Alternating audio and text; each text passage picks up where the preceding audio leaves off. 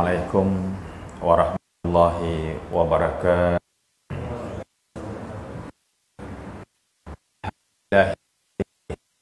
Rasulullah bil huda wa dinil haqq liyuzhirahu ala dini kullihi walau karihal kafirun walau karihal musyrikun.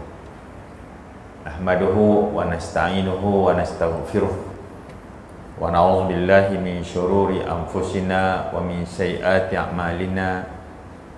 May yahdihillahu fala mudhillalah wa may yudlilhu falan tajida lahu waliyyan mursyida. Wa huwal qailu fi kitabihil aziz ba'da a'udzu billahi minasy syaithanir rajim.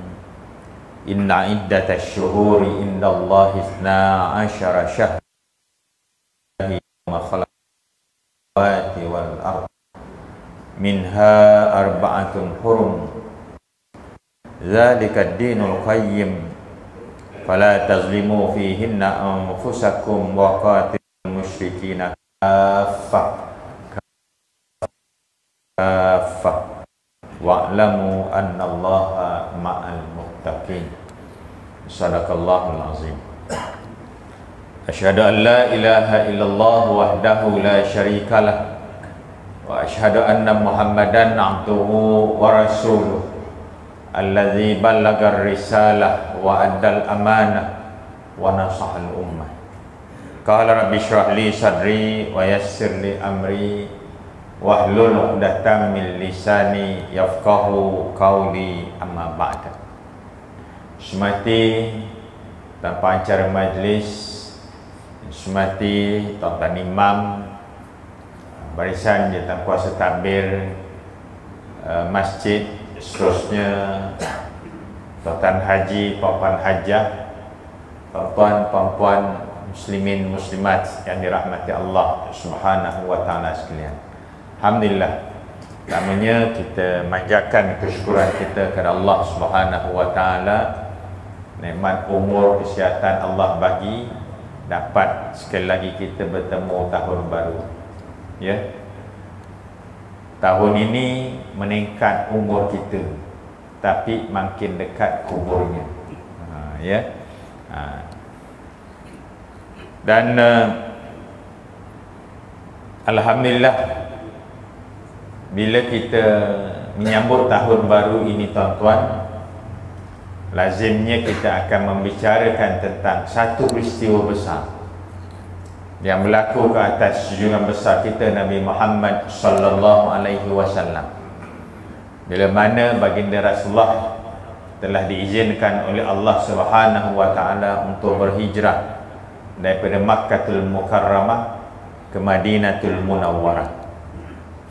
Walaupun peristiwa penghijrahan baginda Rasulullah sallallahu alaihi wasallam itu bukanlah berlaku pada bulan Muharram, sering kita dijelaskan tentang perkara ini, kerana tarikh permulaan perjalanan baginda Rasulullah sallallahu alaihi wasallam iaitu pada bulan Safar, dan sampainya baginda Rasulullah di Madinatul Munawwarah pada tanggal 12 Rabiul Awal.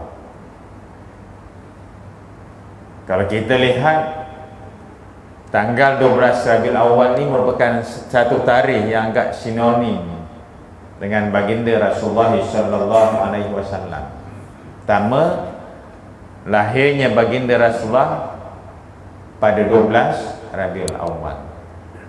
Dalam peristiwa hijrah baginda Rasulullah sampai ke Madinah juga pada tanggal 12 Rabiul Awal. Dan wafatnya baginda Rasulullah sallallahu alaihi wasallam juga adalah pada tanggal 12 Rabiul Awal. Jadi senang nak ingat tuan-tuan. Ya. Cuma kenapa kita membicarakan peristiwa hijrah itu pada awal tahun hijrah, iaitu pada, kerana apabila Sayyidina Umar bin Khattab radhiyallahu anhu mencadangkan supaya ada satu tarikh bagi kita umat Islam, jadi banyaklah cadangan masa tu yang diutarakan oleh para sahabat baginda Rasulullah. Ada yang cadangkan ambillah tarikh lahir baginda Rasulullah sebagai permulaan tahun. Ada cadangkan supaya tarikh baginda Rasulullah diutuskan menjadi rasul sebagai permulaan tahun ini. Dan akhirnya dipilih cadangan permulaan tahun hijrah itu, tahun permulaan kalender kita adalah bersandarkan baginda Rasulullah sallallahu alaihi wasallam dari Mekah ke Madinah. Jadi tuan-tuan yang dirahmati Allah sekalian, kerana mengambil peristiwa hijrah baginda Rasulullah sebagai tahun yang pertama dalam takwim kita, maka sebab itulah di negara kita ni bila kita menyambut tahun baru akan diceritakan sekali tentang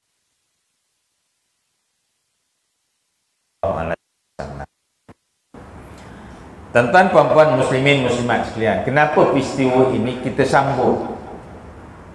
Peristiwa ini kita bicarakan kerana peristiwa penghijrahan baginda Rasulullah sallallahu alaihi wasallam adalah satu peristiwa yang cukup penting. Pertama, perjalanan baginda Rasulullah itu satu perkara yang hebat yang berlaku pada ketika itu. Dan ini sudah sering diceritakan ke mana baginda Rasulullah sallallahu alaihi wasallam ketika itu sudah dikepung oleh wakil-wakil kabilah di Makkah untuk membunuh baginda Rasulullah sallallahu alaihi wasallam.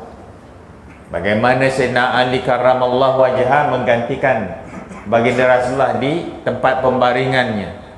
Bagaimana Sayyidina Abu Bakar bersama dengan baginda Rasulullah SAW bergerak ke Madinah, kemudian singgah terlebih dahulu di satu tempat yang dikenali sebagai Gua Sur, dan akhirnya barulah baginda melanjutkan perjalanannya ke Madinah.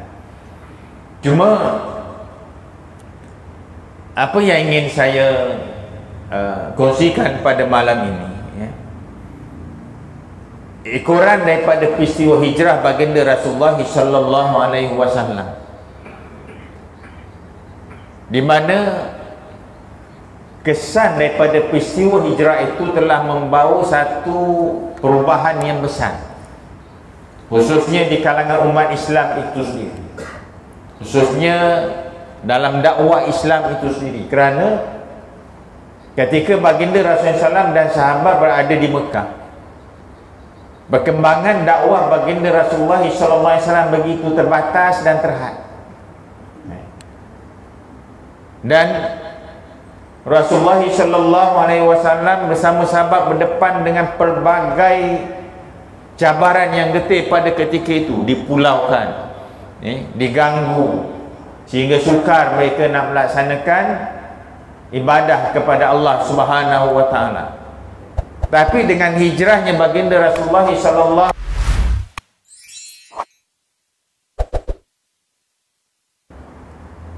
dengan hijrahnya baginda Rasulullah SAW dan sahabat, maka pelaksanaan ibadah,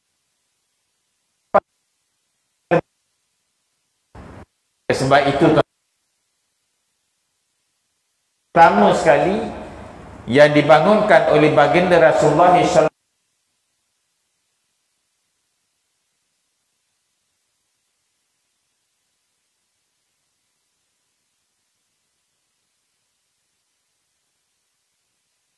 kampung imam ni buka mana dulu? Rumah dulu ke masjid dulu? Biasanya kat tempat kita ni rumah dulu, ya tak?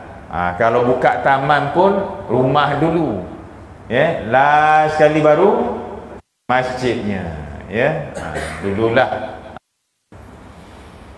Tapi baginda Rasulullah sallallahu alaihi wasallam sampai dia ke Madinah, di Madinah baginda terus mengarahkan supaya dibina masjid.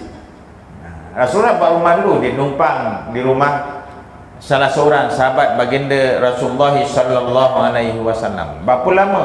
14 malam numpang. Sehinggalah dibangunkan masjid pada ketika itu. Sebelum tu dah dibangunkan dulu Masjid Quba. Kemudian di Madinah pula dibangunkan Masjid Nabawi. Kenapa masjid yang dibangunkan dulu oleh baginda Rasulullah sallallahu alaihi wasallam? Masjid ni dia mempunyai peranan yang begitu besar. Pertama, masjid sebagai pusat ibadah. Kita datang masjid, pastinya datang masjid ni nak semayang. Tak adalah rasanya datang masjid nak lepak-lepak, tak ada. Kan? Datang masjid pasal nak solat secara berjamaah. Kerana semayang berjamaah yang kita kerjakan, Allah bagi pahala berganda. Jadi kat masjidlah kita solat, kat masjidlah kita baca Al-Quran, kat masjidlah kita berzikir, di masjidlah kita beriktikaf. Jadi masjid ini peranan dalam melaksanakan ibadah kita ini cukup besar. Kedua, bukan setakat itu, masjid ini menjadi pusat ilmu. Sebab itu baginda Rasulullah sallallahu alaihi wasallam dalam nak menyampaikan dakwahnya, nak menyampaikan syariatnya, bagi dia sampaikan di mana? Di masjid. Alhamdulillah, pada hari ini masjid kita suburkan dengan majlis-majlis ilmu. Pelbagai kuliah kita buat. Saya tengok Batu Pahat ni alhamdulillah meriah masjid ni. Kuliahnya penuh. Alhamdulillah Batu Pahat pun ramai ulama'nya. Jadi kita syukur tuan-tuan, kerana kita dapat memakmurkan masjid kita ini dengan pelbagai majlis ilmu. Mudah-mudahan dengan hadirnya kita di majlis-majlis ilmu seperti ini, maka Allah berikan ganjaran dan juga fadilat yang begitu besar sekali. Kemudian masjid juga sebagai pusat di mana baginda Rasulullah SAW telah mempersaudarakan umat Islam pada ketika itu.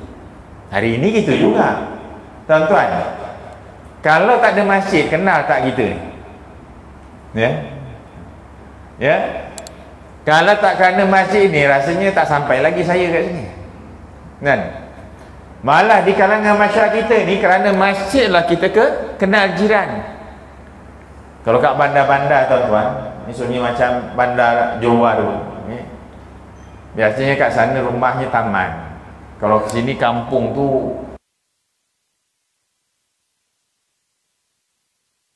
kenal. Dia kenal bila datang, duduk antara maghrib isya tu nyanda kat dinding. Tanya orang sebelah, bang macam pernah nampak je. Dia pun kata, saya macam pernah nampak juga abang ni. Abang duduk mana? Duduk satu. Saya pun lorong imam satu juga. Abang rumah nombor berapa? Saya rumah nombor 1. Saya rumah nombor 2. Sebelah rumah je. Selama ni kenal kat mana? Masjid. Tuan-tuan, ini yang berlaku sebenarnya dekat bandar-bandar. Tak kurang juga mungkin dekat kampung. Jiran baru datang tinggal tempat kita, macam mana nak kenal? Datang masjid. InsyaAllah kenal ahli qarya kita, kenal orang kampung kita, insyaAllah.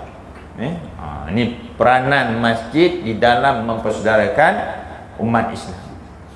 Sebab itu baginda Rasulullah sallallahu alaihi wasallam, tuan-tuan, amat menitik beratkan pembinaan hubungan di kalangan masyarakat Islam itu sendiri. Diwakilkan daripada Abdullah bin Salam. Dia kata, apabila baginda Rasulullah sallallahu alaihi wasallam sampai ke Madinah, aku pun datang kepada baginda Rasulullah, dan aku dengar ucapan pertama baginda Rasulullah sallallahu alaihi wasallam pada ketika itu, di mana baginda telah bersabda, ya ayyuhan nas afshus salam wa at'imut ta'am wasilul arham wa sallu bil lail wan nasu niyam tadkhulul jannata bisalam. Amal kita semua. Pasal Rasulullah bagi tips macam mana nak masuk syurga. Kalau tanya hadir pada malam ni semua nak masuk syurga tak? Semua jawab itu dia. Jadi apa amalan yang boleh bawa kita masuk syurga?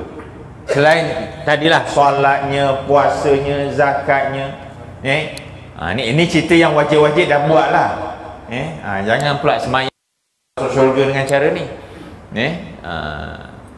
Ni cerita yang fardu tu dah buat. Yang dalam arkanul Islam itu kita tak laksanakan.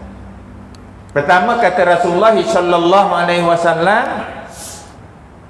afshus.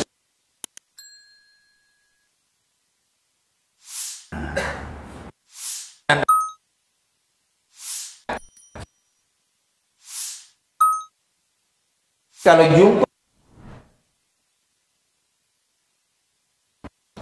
insya-Allah ni salah satu tuan-tuan.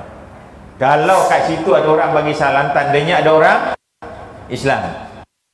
Masing-masingnya je kita pun ragu-ragu sini orang atau tidak ni.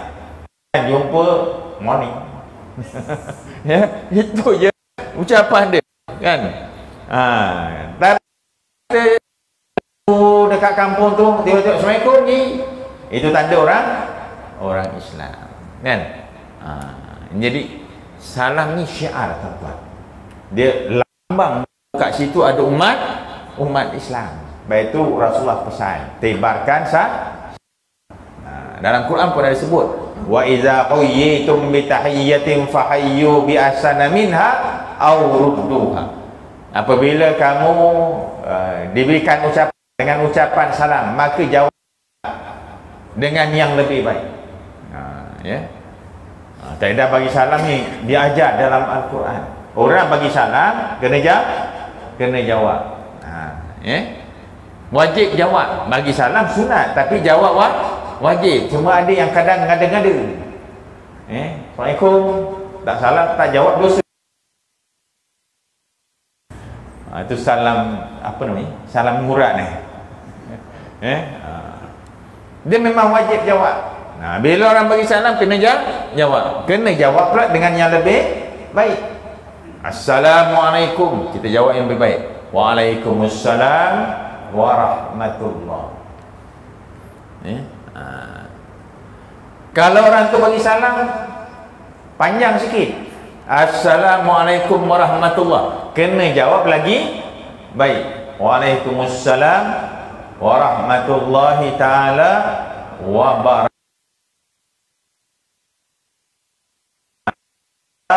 wabarakatuh. Tapi kadang-kadang ada yang tersilap kat sini. Warahmatullahi ta'ala wabarakatuh. Mana ni kalau kita menyampaikan ucapan salam, jawab salam, jangan sebut di situ. Warahmatullahi ta'ala wabarakatuh, tak ada hi tu. Tapi kalau dia dah pulun habis, macam mana pula? Habis dah dia. Pak Imam, Assalamualaikum warahmatullahi ta'ala wabarakatuh. Itu dia. Imam tak mimbar siang kan. Jumpa kat jalan pun dia bagi salam juga. Dalam Al-Quran tadi sebut kena jawab lebih baik. Nak jawab lebih baik, sedangkan jawab salamnya sampai situ juga. Itu yang dalam ayat sebut aurudduha, jawab sebagaimana yang dia dibagi. Kalau dia bagi panjang, jawab panjang, jangan pendek pula. Jawablah waalaikumsalam warahmatullahi ta'ala wabarakatuh. Cuma ada setengah ulama kata nak jawab lebih baik tambah satu lagi, waalaikumsalam ta'ala wabarakatuh wa maghfirah. Dapat juga yang lebih baik. Jadi salam ni penting tuan-tuan. Macam tadi saya sebut, ia syiar. Dan bagi salam dapat apa? Pahala. Ketiga, dengan salam masuk syurga, tuan-tuan. Cuma budaya kita ni, kalau kenal salam, tak kenal dia nonong je. Kan? Tapi tuan-tuan, kalau pergi kat negara Arab, tuan-tuan, lain. Kita kalau jalan kat lorong tu, kenal tak kenal, dia bagi salam. Tapi kalau kat bandar taklah, orang ramai tu taklah. Kalau kita jalan kat tak lorong, bukannya yang sesak, dia jumpa kita, Assalamualaikum, kita jawab Waalaikumsalam. Bertemu lagi dengan seorang lain, Assalamualaikum, Waalaikumsalam. Kadang-kadang penat jawab ni, Waalaikumsalam, Waalaikumsalam. Itu budaya kat sana. Tapi kat tempat kita lain, kenal salam, tak kenal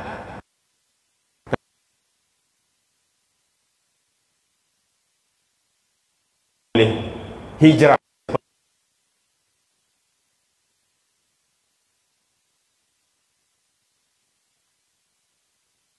Siapa tak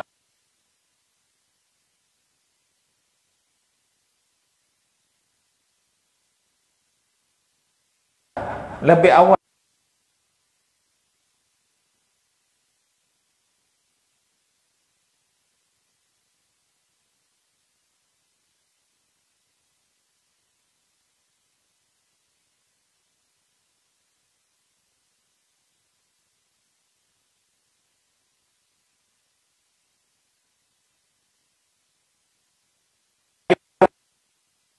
orang Islam kat alam, dia boleh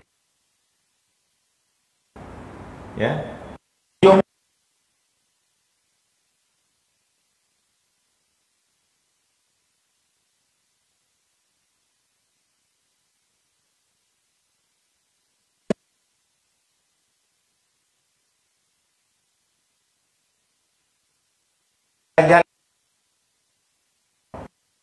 jumpa orang sana pakai kopi,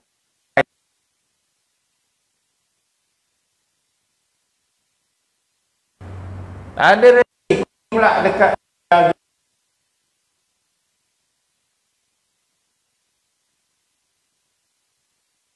jawab, tuan-tuan. Tapi kadang-kadang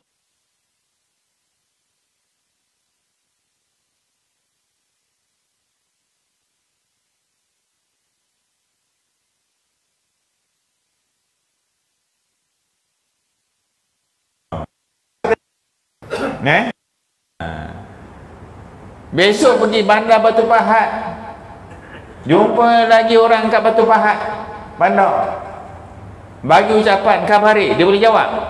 Boleh, waras kata dia. Ujung bulan cuba pergi kat Kota Baru, Kelantan, semua boleh jawab. Dia tanya orang mana kata dia. Kan? Itu masih dalam Malaysia tu, dah tak boleh nak jawab kan. Cuba pergi Guangzhou, khabari, lagi pening dah. Tak boleh jawab.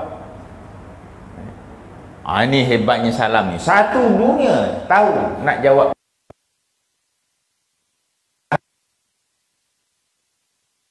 Salam kat kita.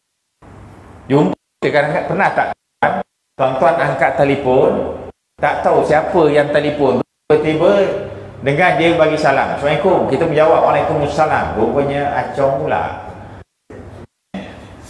Dah jawab pula tu. Saya pernah, tuan-tuan,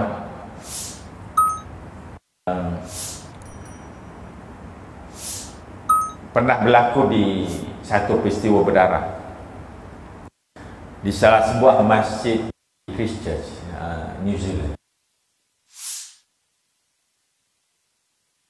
Islam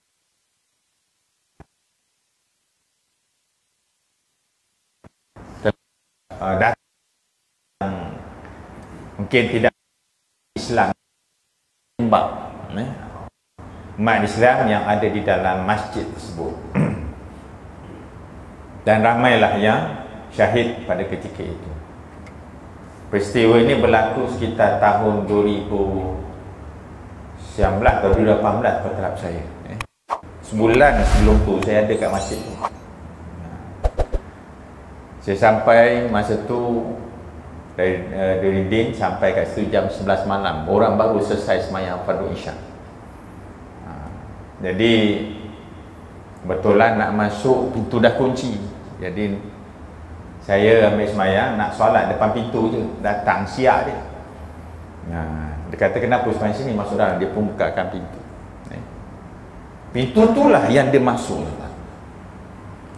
Lepas tu sebelah kanan pintu tu ada satu ruang solat tapi untuk wanita. Malam tu saya minta izin, boleh tak saya tumpang bermalam kat masjid. Dia bagi. Pasal flight saya daripada Christchurch ke Auckland sekitar jam 5 sekejap dia, jam 3 pagi saya dah nak keluar. Jadi pukul 11 sampai pukul 3 pagi saya nak tumpang sekejap. Dia bagi, kat situlah saya tidur. Berehatlah pada ketika itu. Sebulan selepas itu berlaku peristiwa ini. Jadi apa yang berlaku itu kita boleh bayang kerana pernah berada di tempat. Tahun berikutnya, tahun 2020 bulan 3 saya pergi lagi. Kebetulan ketika itu ada urusan untuk penyampaian bantuan ke masjid yang ada di sana. Salah satu masjid yang dapat bantuan kita iaitu Masjid Taupu. Jadi ketika berlaku peristiwa tembakan tersebut, kesan daripada peristiwa itu, ramai orang sana datang nak kenal Islam, datang ke masjid nak kenal Islam, nak tahu budaya masyarakat Islam. Sehingga kan Perdana Menteri New Zealand ketika orang turun datang tunjukkan solidariti mereka kepada umat Islam yang ada di sana. Dan kesan daripada itu, tuan-tuan, pada tahun 2020 saya pergi lagi. Kita pakai kopiah, mungkin dia nampak identiti kita orang Islam ni. Ada orang bagi salam, Assalamualaikum. Jadi saya jawablah, Waalaikumsalam. Saya tanya kat dia, kamu Islam ke? Tak, kata dia. Dia bukan Islam, tapi dia dah boleh bagi salam, tuan-tuan. Dia tahu itu adalah ucapan kita kalau kita berjumpa. Kesan daripada peristiwa itu, maknanya peristiwa itu walaupun kita bersedih, ada yang syahid, tapi dia telah membuka minda mereka untuk mereka mengenali Islam. Dan alhamdulillah ramai juga yang masuk Islam pada ketika itu. Pergi pada tahun yang kali pertama tu, kami nak semayang. Bila sampai dekat airport, tak ada tempat nak semayang kat kaki 5 je tepi jalan semayang. Tahun 2020 bila pergi kat sana, airport dia dah sediakan musalla untuk solat. Dia ada musalla khas untuk kita orang Islam. Dia sediakan musalla itu, tempat solatnya, ada library-nya, dan ada tempat wuduknya. Tempat wuduknya, tuan-tuan, cantiknya, hebatnya, rasa tak jumpa lagi kat masjid tempat kita ni ada tempat wuduk macam tu. Musalla kat airport kita pun tak secantik itu, tapi dia buat cantik, kemas untuk itu. Ini kesan daripada peristiwa tersebut. Tapi yang paling penting tadi, mereka kenali Islam itu dengan salam tadi. Maka sebab itu Rasulullah SAW mengingatkan kepada kita, kalau jumpa sama Islam jangan lupa ucapkan salam. Dan itu kata baginda Rasulullah SAW, kalau kita ucapkan, nescaya kita akan masuk syurga dalam keadaan sejahtera, kata Rasulullah. Yang kedua, apa kata Rasulullah SAW lagi? At'imut ta'am, belanja makan. Kalau kita ni, masyarakat Melayu kita ni, alhamdulillah kendurinya banyak. Sambut tahun baru, kenduri ma'al hijrah. Ya. Tak lama lagi masuk Rabiul Awal. Kenduri apa pula? Maulidur Rasul. Lepas Maulid Rasul ada lagi masuk pula bulan Rejab. Kenduri apa lagi? Isra Mi'raj. Betul? Bulan Ramadan jangan ceritalah. Kenduri buka puasa. Tiap-tiap malam buka puasa, tiap petang kenduri buka puasa. Habis Ramadan masuk bulan Syawal, sebulan. Kendurinya sebulan. Nah, kita tak panggil kenduri lah, kita panggil raya. Sebulan. Hebatnya kat Batu Pahat ni tuan-tuan, bukan sebulan, sampai telajak sebulan. Itu yang timbul istilah telajak raya pula. Ni semua belanja makan ni, belanja makan.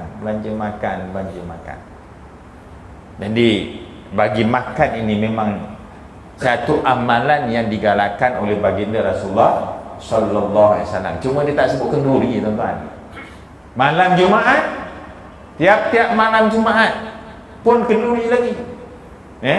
Kita baca Yasin, baca tahlil, ada lagi kenduri, makan. Kalau kat kampung saya dulu, tuan-tuan, malam Jumaat ni bukan masjid belanja makan. Orang kampung belanja makan, bawa sepinggan kuih. Ada bawa karipap, bawa kuih donat, bawa apam, kumpul makan sama-sama. Sini macam mana? Gitu juga ke? Dulu ada. Dia panggil kuih teriak, tak salah saya. Betul? Masa itulah masa zaman kecil-kecil ni, tuan-tuan, rajin pula datang masjid malam Jumaat. Pasal apa? Dapat makan sedap. Makan kuih sedap-sedap dulu. Bagus juga kalau masjid ni buat makan-makan situ. Jadi budak-budak suka datang. Memanglah awalnya datang pasal nak makan kuih. Lama-lama hatinya terikat dengan masjid. Daripada kecil lagi, umur 7 tahun kita dah bawa dah. Maka dia akan terikat ke masjid sampailah dewasa seperti sekarang ini. Kalau kecil kita tak bawa ke masjid, nak tunggu 17 tahun baru nak bawa, dah lihat dah, kan? Payah. Lepas itu dari umur 7 tahun tu kita bawa. Mungkin ada setengah budak-budak ni, bila bawa ke masjid dia sibuk main, berlari sana berlari ni sini. Tak apa, namanya pun budak. Kalau dia budak berlari, pelik tak, tuan-tuan? Tak pelik. Budak buat bising, pelik tak? Tak pelik. Itu namanya budak. Yang pelik kalau tiba bapak budak tu lari sana sini. Itu kita pelik. Baik, itu bawa, tuan-tuan. Anak dah memayis bawa. Cucu tu kalau balik kampung Pak Imam ni, bagi tahu mak ada, bapak ada, ni ayah nak bawa cucu ni di masjid. Ni caranya kita nak didik anak supaya rapat dengan masjid. Bagi tahu, nak tarik dia malam ni ada makan-makan, ada kenduri kat masjid, lagi seronok dia. Itu kalau kita lihat besarnya peranan bagi makan. Kerana bagi makan juga mengeratkan persaudaraan antara kita. Orang tiba-tiba belanja, seronok tak? Seronok. Padahal kalau kita nak beli sendiri pun boleh, tapi pasal dia belanja, terima kasih banyak, alhamdulillah, murah rezeki, panjang umur, sihat, orang doakan kita. Pasal apa? At'imut ta'am tadi, dosanya kesan daripada kita belanja makan. Jadi kalau ada peluang ni kita nak belanja makan, belanja. Kalau datang warung besok pagi nak sarapan, tengok ada satu meja, tengah makan, belanja satu meja. Ni kadang-kadang kan duduk makan sama-sama, bila tiba time bayar, kira yang ini kita, yang ini. Tapi orang Pak Imam ni lain, dia kira satu meja tu. Tak? Maka hari tu dapat belanja makan. Ada orang tikai, kenapa pula buat kenduri tak kebidaah, kata dia. Memanglah dalam hadis tak sebut kenduri, tapi dia kata at'imut ta'am itulah kenduri, kan? Jadi Kita mengambil sunnah baginda Rasulullah sallallahu alaihi wasallam. Sebab itu kita ni kalangan masyarakat Islam, kendurinya masyarakat Melayu kat sini kendurinya banyak. Ya lagi kalau orang Jawa, dia punya kendurinya makan nasi ambeng. Ya. Malam ni nasi apa je? Ambeng juga. Tengok. Baru sebut dah siap rupanya. Nasi ambeng. Saya dulu tak kenal nasi ambeng ni. Ya. Saya kenal nasi ambeng kat rumah mak mentua saya tu. Tengok kat dekat dulang nasi banyak, alhamdulillah kenyang hari ni. Tengah syok makan, tiba-tiba masing-masing belah pula. Masuk plastik. Lah, macam mana nak makan ni? Orang dah belah masuk plastik. Rupanya dia jamah je sikit tuan-tuan. Kemudian dia bungkus bawa balik, sambung makan dekat rumah dengan anak-anak dia. Itu rupanya budaya dia. Tapi sekarang dah faham dah tuan-tuan. Itu dulu je. Masa mula-mula pelik tuan-tuan. Terencat makan masa tu. Jadi ni kelebihan masyarakat kita ni. Baik. Itu yang kedua, dah masuk waktu. Yang ketiga kata baginda Rasulullah sallallahu alaihi wasallam, wasilul arham. Yang bermaksud hubungkan silaturahmi. Kita ni ada kaum keluarga. Ni ada adik-beradik, ya. Ada sepupu sepapat, ada pakcik makcik, ada anak saudara dan sebagainya. Mereka ni orang yang ada hubungan rahim dengan kita. Ya. Mereka yang ada hubungan darah dengan kita ini tuan-tuan. Kerana apa? Kita datang daripada leluhur yang sama. Datuk nenek yang sama. Mereka ni ada hubungan rahim dengan kita. Mereka ini merupakan orang yang dipesan oleh baginda Rasulullah SAW, kita jaga hubungan dengan mereka. Kerana menghubungkan silaturahim ini cukup penting. Malahan kata Rasulullah, la yadkhulul jannah qati'ur rahmi. Tak masuk syurga orang yang memutuskan silaturahim. Kita bagi laluan azan.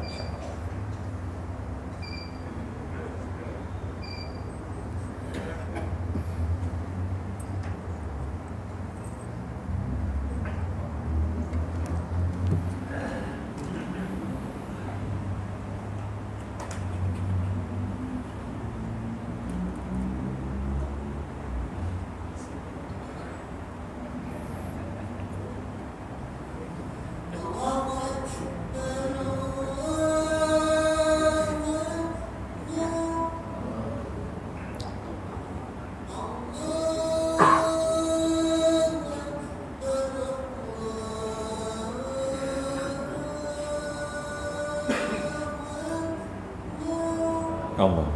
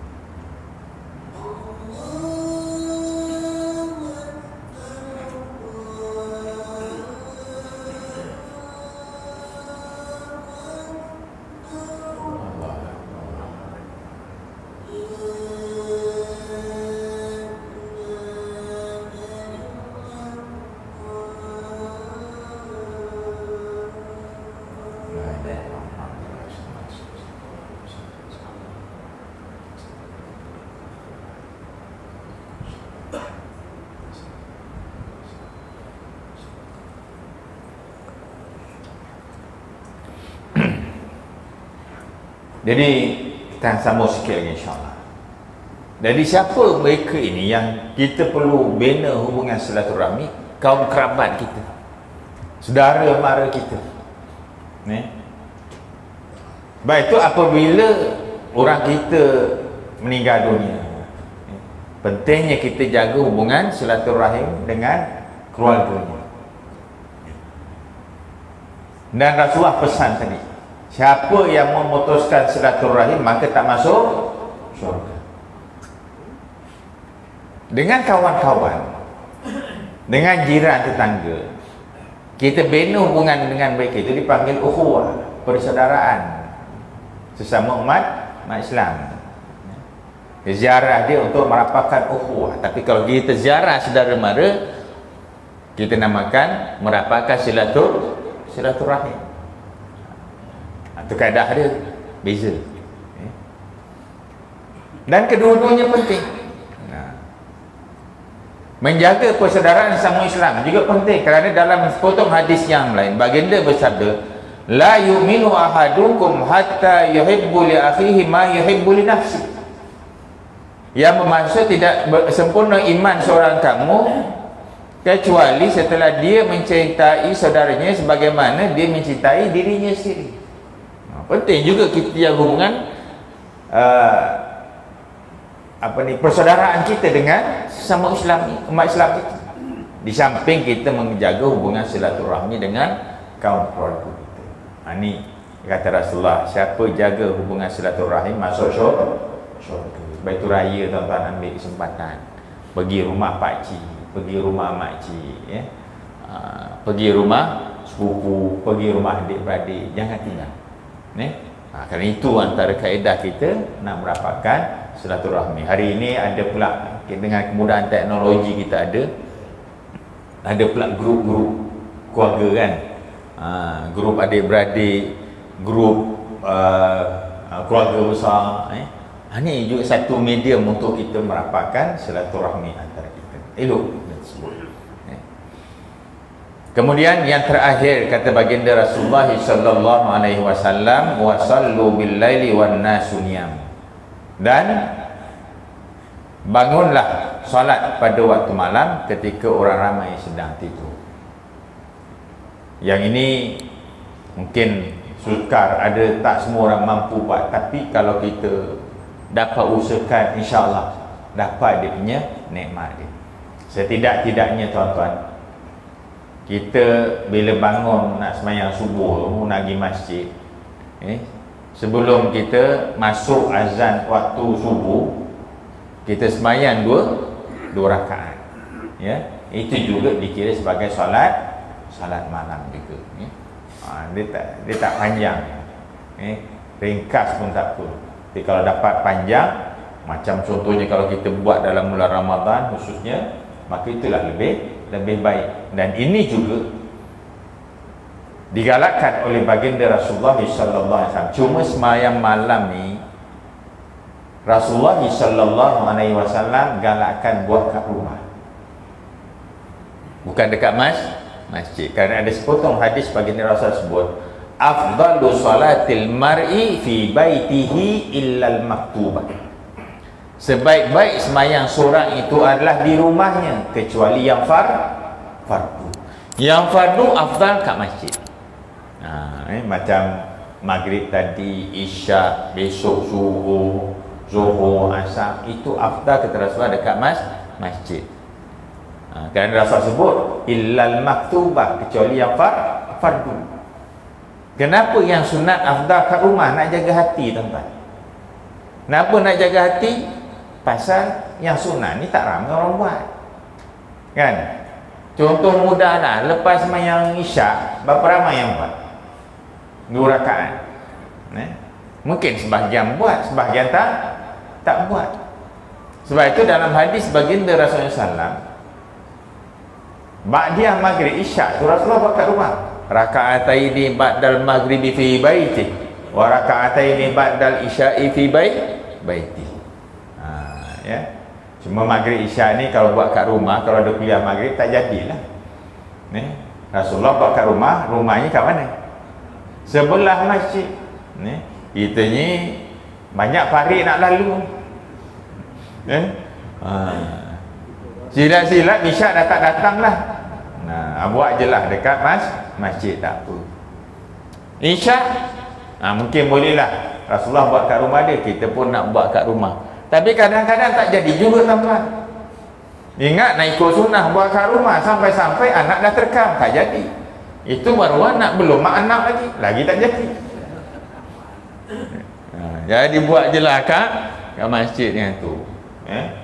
Yang solat tahajud tu tak apa, buat dekat rumah. Pasal apa nak jaga hati? Cuba besok pagi pukul 2, pukul 3 datang masjid, ngasuh elok sembahyang 2 rakaat.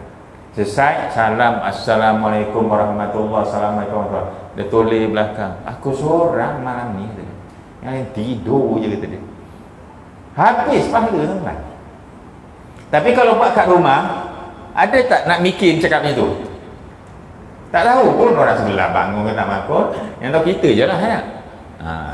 Maka sebab itu yang itu kata Rasulullah, sebaik-baiknya adalah di rumah, kecuali yang fardu tadi. Tak salah juga kalau nak buat kat masjid, macam selalu kita buat pada bulan Ramadan.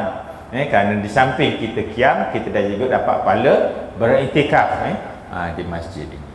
Jadi tuan-tuan dan rahmat Allah sekalian, tak banyak Rasulullah bagi 4 perkara.